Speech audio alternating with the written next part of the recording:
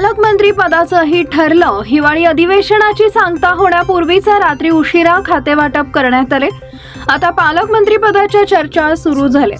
महायुतीतील दिग्गजांची रस्सीखेच पाहता पालकमंत्र्यांच्या नियुक्तीसही उशीर होणार असल्याच्या चर्चा आहेत। मात्र आता पालकमंत्र्यांची यादी कधी जाहीर होणार याबाबत पर्यटन मंत्री शंभूराज देसाई यांनी थेट तारीखच सांगून टाकली आहे।